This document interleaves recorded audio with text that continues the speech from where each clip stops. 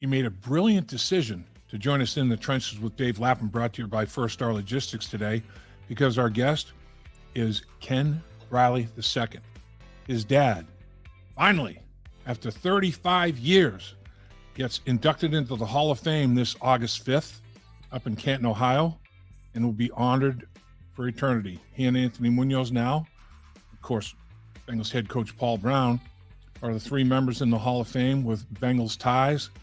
Boy, couldn't be a more deserving candidate to be inducted into the Hall of Fame than Ken Riley. 65 interceptions, 5 of those taken back for touchdowns. His 65 interceptions, still 5th in the history of the National Football League. We get a chance to catch up with his son, Ken Riley II, to talk about Ken Riley, the football player, Ken Riley, the person, Ken Riley, the father, Ken Riley, the grandfather.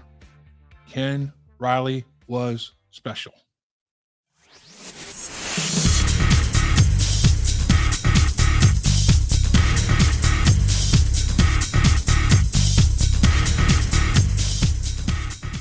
Thanks for joining us once again in the trenches with Dave Lapham, brought to you by First Star Logistics, coming to you from our outstanding studios as always.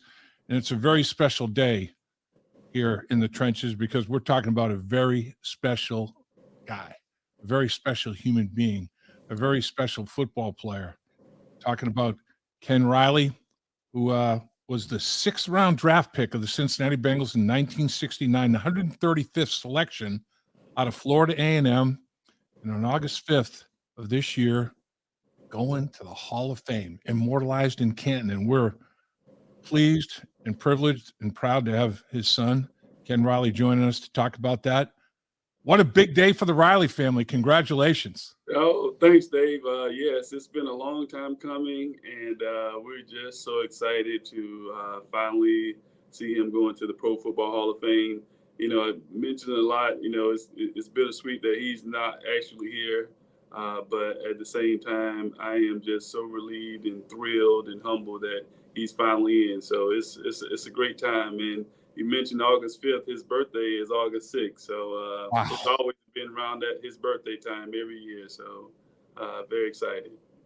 Unbelievable. I mean, definitely wish he could be here for sure. I mean, Ken Riley, when I think of your dad, first thing that comes to mind is presence. He had an unbelievable presence to him, and it was a distinguished, quiet presence and poise. You know, I mean, he was the consummate professional. I mean, was he like that all the time? Yeah, when he spoke, he meant it. We would joke around and stuff, but yeah, he was always. Excuse me, sorry about that. My phone's going off, but he was always not a man of a lot of words, but when he did speak, you definitely would want to listen and well respected, throughout his community, especially just being my father, of course, I looked up to him, but yeah, that was his nature. 15 years, all with the Cincinnati Bengals, 65 career interceptions. His last interception coming against the Minnesota Vikings, remember it so well. And he took 5 of them back to the house. I mean, he took a few back. His pick sixes. That's the thing. When I close my eyes and I think about Ken Riley, I think about an interception, but then I also think about him using the ability that he had. I mean, he was a heck of a quarterback that could run, and that skill set as well. Taking the ball back to the house. That's what I remember when I think about your dad. Yeah, he was a quarterback in high school, and he always told me his first TD. It had been a while, maybe like his 3rd or 4th year. It was against the Atlanta Falcons, and my family was able to attend that game, so that was his first one. And then he had 5 total, so he definitely had great hands and just an overall good athlete. So something that is 35 years in the making. When it finally happens, and it's long overdue, but when it finally happens, what are the feelings? What are the feelings that you remember feeling that day? Was it a cocktail? Was it a mixed bag of feelings? Yeah, I tell everybody I got so emotional in July when he made it to the finals list because I knew that was really the hurdle that he had never gotten to.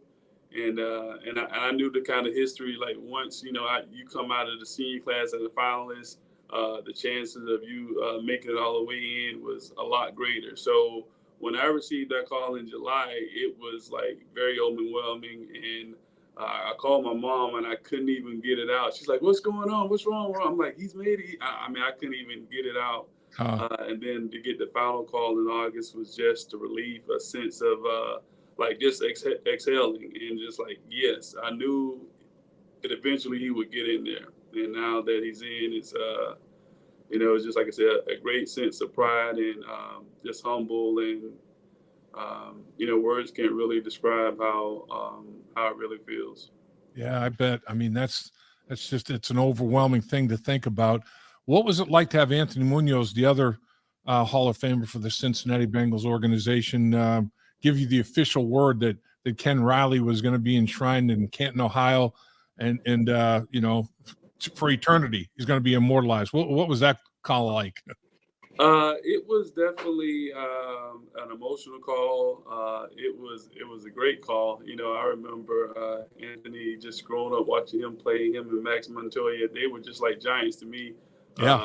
And looking at those guys, and to have the only Bengal, make that call that was in the Pro Football Hall of Fame, who played the majority of his career,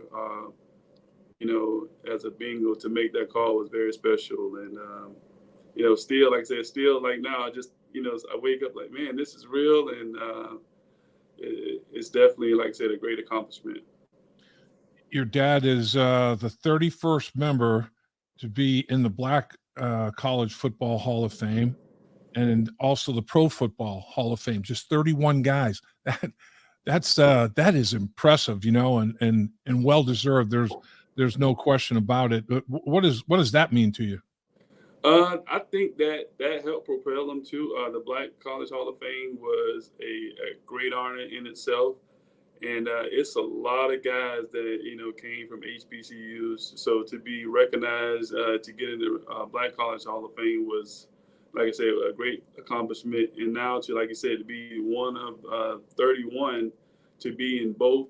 The talent back then was just amazing. I think he had from his college team, like 11 guys go from Florida A&M. And, wow. You just hear about the guys, the stalwarts, the Mel Blunts, and, the list goes, Ed Two Dog Jones. I mean, Richard Dent, the list goes on, like Walter Payton.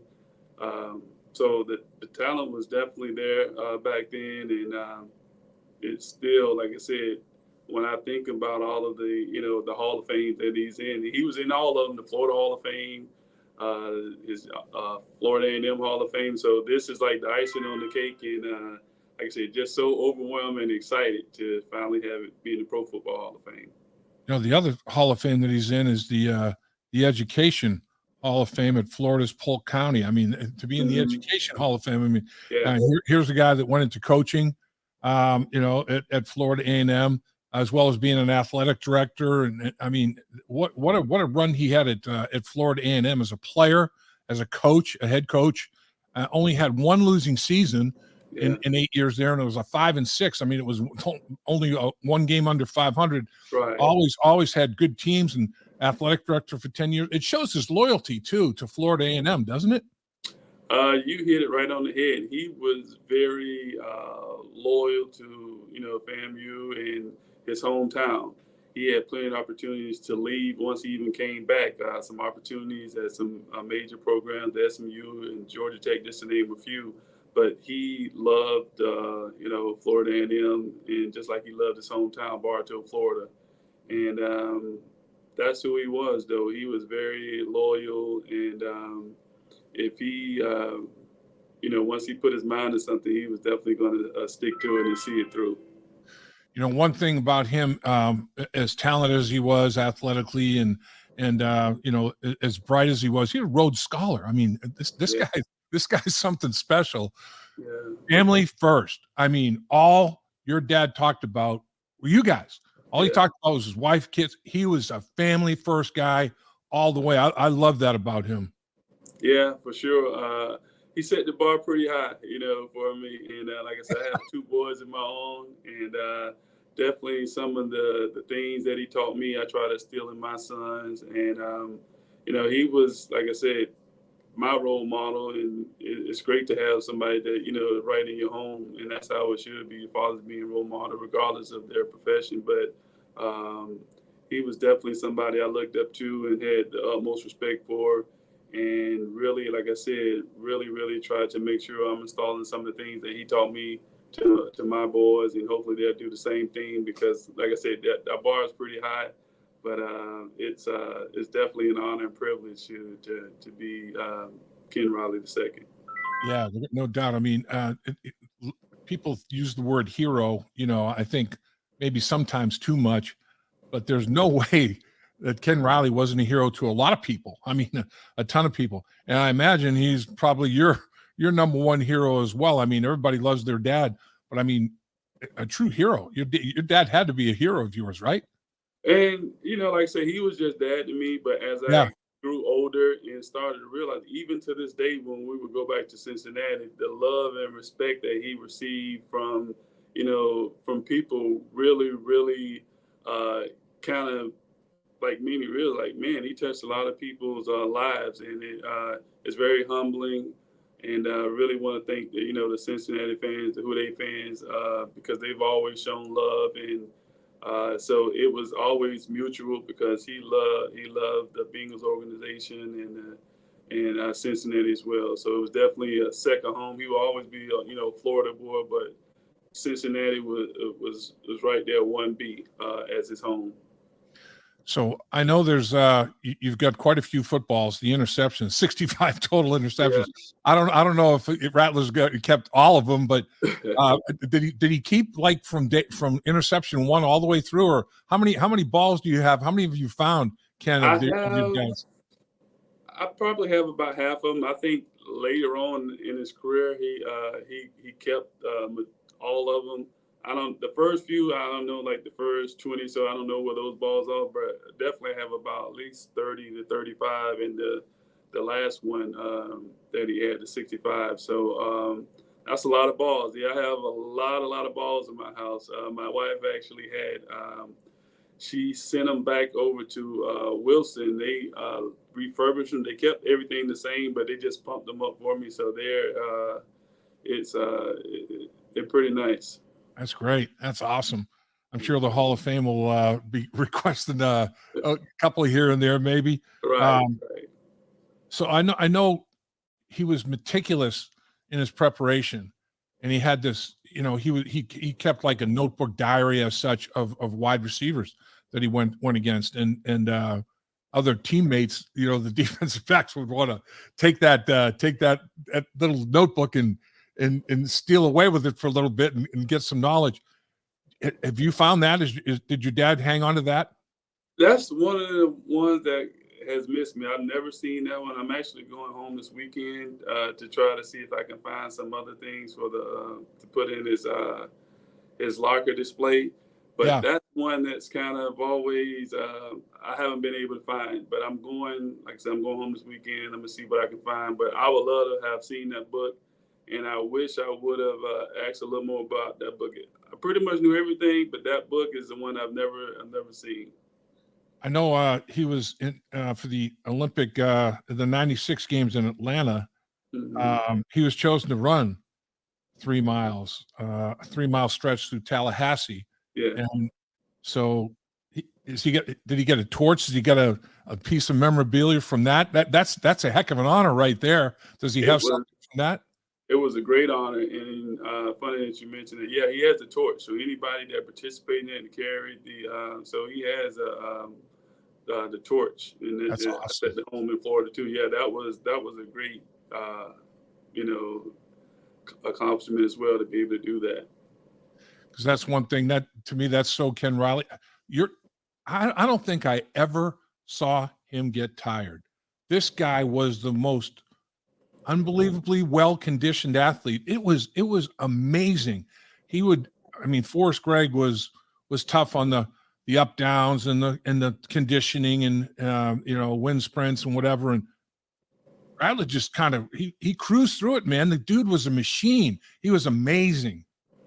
Well, he definitely took pride in that, and I mention this a lot too. That growing up, I would see him working out religiously. We're in the car, and he's running alongside these old roads in Bartow, Florida, and or he had a stationary bike, and he took pride in always being in great shape. And I don't know if I had told you a story before as well, but he coached me in college. And Yeah. I always thought that the up downs came from his college days and from Coach Gaither. I never realized Coach Greg had you guys doing up downs, and he continued that tradition, and everybody hated those up downs. We would do them right before practice, and it's like we still have practice to do, and we've done over 100 or something up downs, and so that's the thing. He continued as a coach as well because he felt that his team always needed to be well conditioned. And we were definitely in shape, but I never knew that that was from Coach Greg, and I think he got that from Coach Bart Starr. And yeah, I don't think anybody enjoys those up downs. Yeah, and it originated with Lombardi. Both Bart Starr and Forrest Greg did it with Vince Lombardi, and man, Forrest was like, "Look, I'm not asking you to do anything I didn't do," and that's true. It's like he had credibility because Lombardi asked him to do at least as many as he was asking us to do. Right. No question about that. But yeah, I remember doing the up downs, running the lap. Then we had to go hit the 7-man sled as an offensive line, and I was like, man, I was heaving. I'm like, we haven't even started practice yet. I got to catch a second wind here, man. It was unbelievable. Yeah, but I always say you always remain. You still look like you can play though. You're still in good shape every time I see you. Oh, well, I'll tell you, well, that would be there'd have to be an ambulance close by. wouldn't be lasting very long. You'd be tapping out there pretty quickly, I think. So, I mean, now that your dad is in, and you got the date August 5th, I guess I wanted to ask too, the Ring of Honor, for him to be inducted so early in the early infancy stages of the Ring of Honor, do you think that impressed the committee up in Canton as well? I do. I think a lot of that played a great factor in it. Just now, the Bengals are starting to recognize some of their greats, and so that's just shedding a little light on, because there's a lot of talent that came through the Bengals organization and need to be recognized. And hopefully, this will continue to propel, like I said, and shine light on some of those guys. But I definitely think that played a part in it. Him being into the Ring of Honor, especially to be, a part of the inaugural class to go on with, Bengal greats, Anthony Munoz, and Coach Paul Brown, and Ken Anderson. So that definitely helped, I think. Hey, Dave Lapham here to tell you about one of Cincinnati's fastest growing companies, First Star Logistics. They're currently drafting freight brokers to join their sales team. Apply at firststarlogistics.com. First Star Logistics, opportunity knocking. So what was it like at the Hall of Fame luncheon when you're sitting there at the hall having those, and they have those pretty frequently? You're going to be a part of a lot of Hall of Fame functions. What is it like to be part of that, that select club as such? Yeah. I mean, I love football, and I grew up with football. So to me, it's like a kid in the candy store. So I'm seeing all of these greats. So, even when I, see you guys now, I remember you guys, y'all were, like I said, like giants to me. And just to see those guys, and, it's just amazing for me. And I'm looking, left to right is nothing but gold jackets. And it's a lot of, and I know, like I said, just playing myself, I know the work that it takes to get there and play at such a high level and to be the best of the best.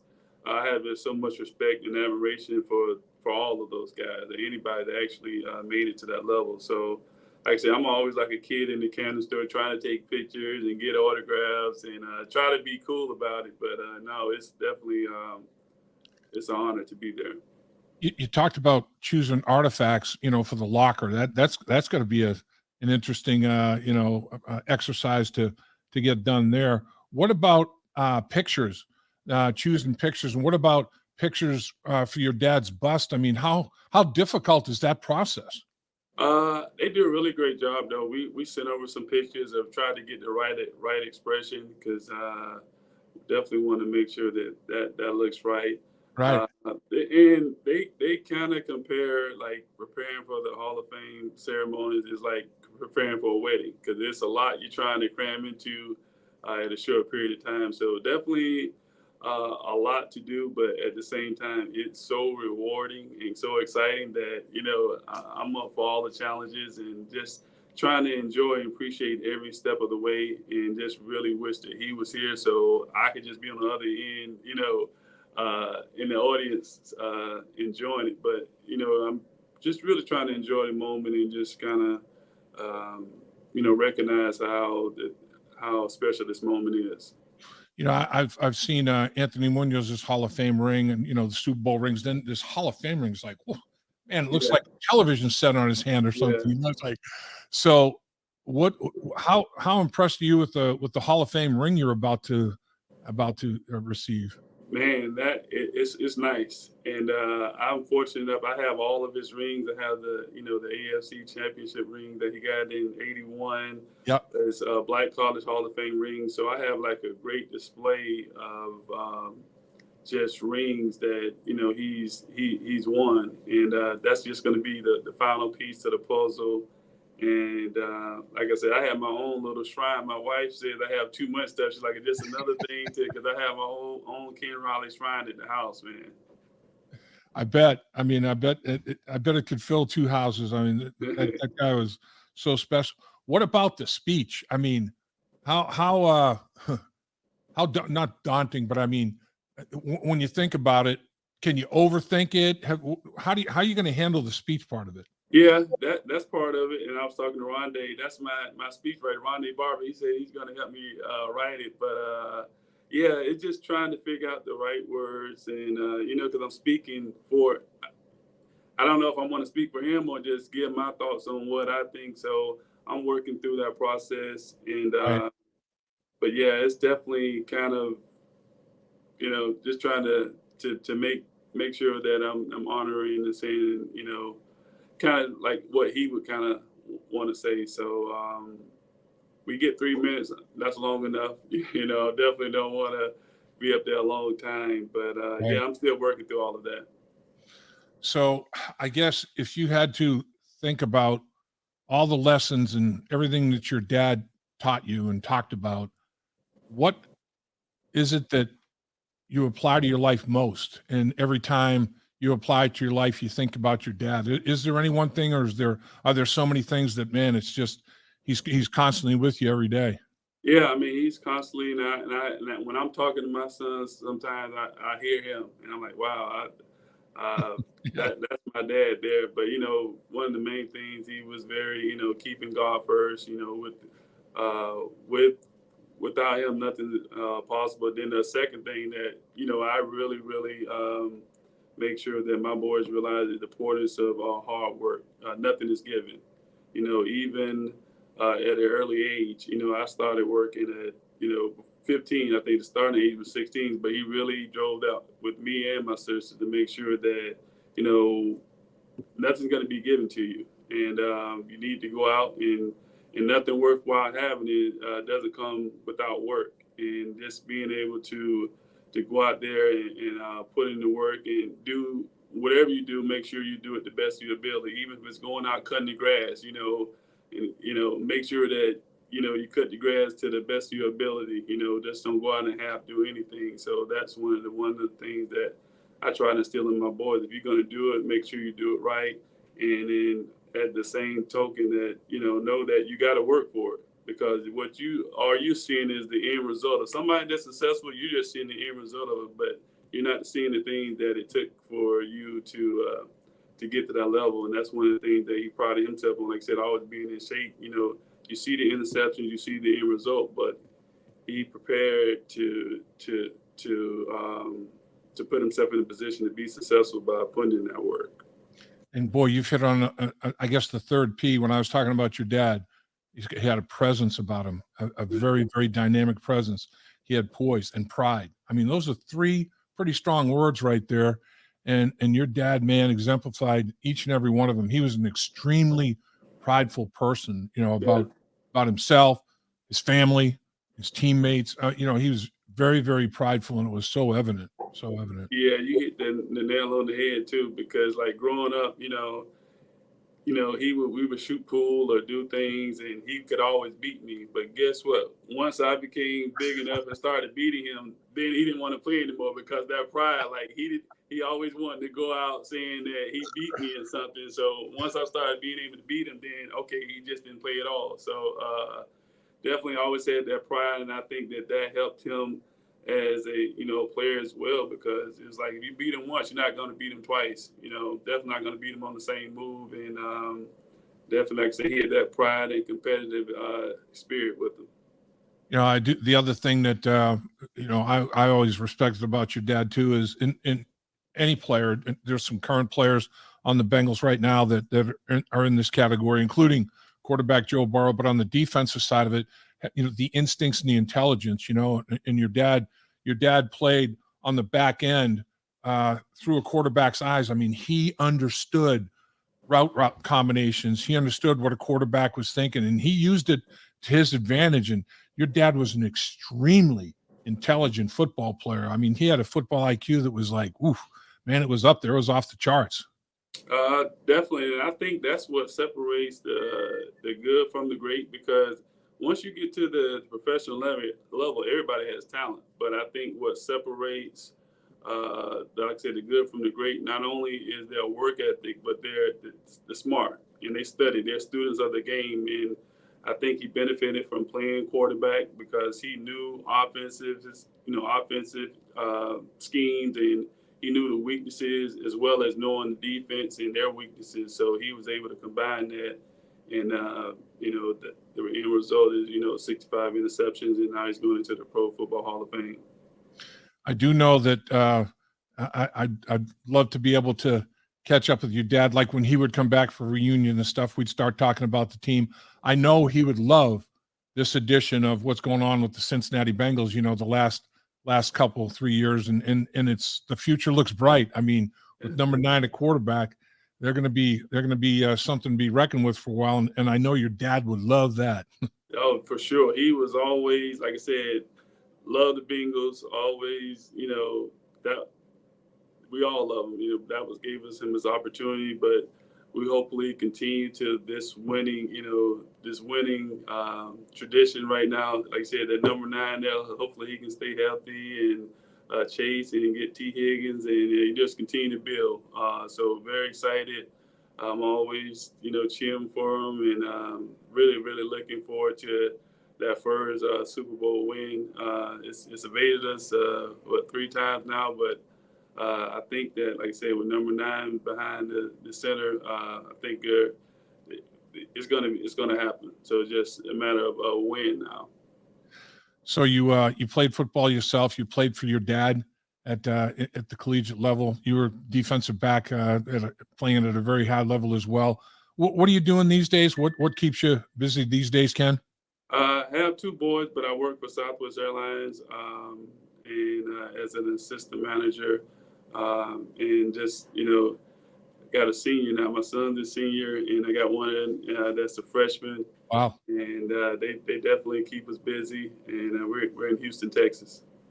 So, what do you think the biggest lesson that you took from your dad that you still apply to your life and what you try to teach your sons? Is it what you talked about earlier, work ethic, put in the time? Or is there anything else that comes to mind when you're thinking about the role model that your dad was and the lessons he may have imparted to you that you might impart to your boys?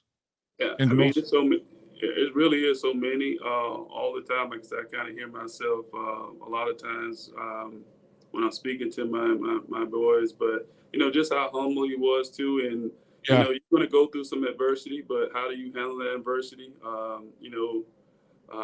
Don't ever get too high or get too low. You just kind of remain even keeled, and that's who he was. And I try to install that into my sons and let them know, because life is full of challenges. How you handle those adversities, and I always tell the story, and this kind of sums up who he was. Is that a couple of years he had been in the league a couple, 3 or 4 years, don't really know how many years, but they had drafted somebody high in the first 2 rounds, and early in preseason, Coach Brown came up to him before start of practice and said, "You see who we drafted, right?"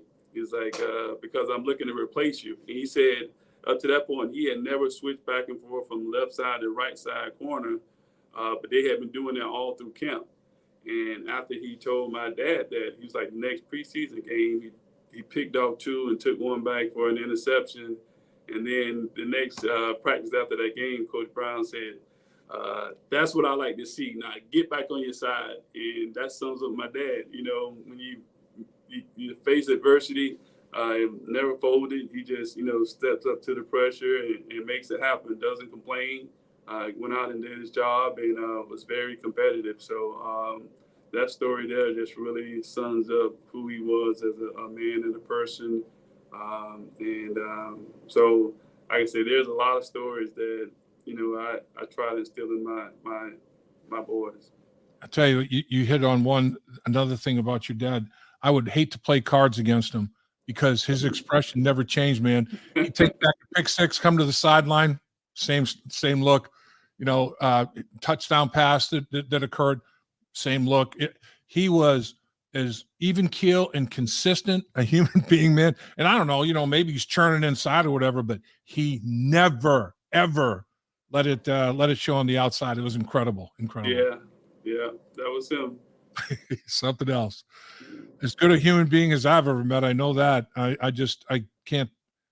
Whenever people start asking me about Ken Riley, man, I just can't think enough good things to say about him, because if whatever you say isn't enough, he was special. Very, very special man. I really appreciate that. Like I said, you guys were it's like family, and I really appreciate the brotherhood and always the support, man. It really means a lot. I can't say it enough. And, so that really, it's very humbling. Well, congratulations to a great player. It's going to be enshrined for eternity, August 5th, 2023, up in Canton, Ohio, and to his family. And God bless each and every one of you. And Rattler, took 35 years, but it happened, man. Happy for you. Finally got in. Man, Finally got in. It's going to be an exciting time, and just really looking forward to it. Thrilled for your family, Ken, and you guys enjoy the ride. I know it's going to be a crazy one as you're prepping for August, but it's going to be a rewarding one, that's for sure. Definitely looking forward to it. And like I said, it's a good chaos. Love it. Absolutely is. Appreciate your time. Thanks for spending so much of it with us. Thanks for having me, man. I really appreciate it. Yes, sir. All right, bye-bye. Take care. Dave Lapham here, and every day I am grateful for my experience to have played professional football. As a player, I realized self-motivation, leadership, and appreciating your teammates are key. At First Star Logistics, you can use those same attributes to create the life you want for you and your family. Build your future by working hard like I did. You'll see results both on and off the field. Call First Star Logistics today and be part of our winning team. Opportunity knocking.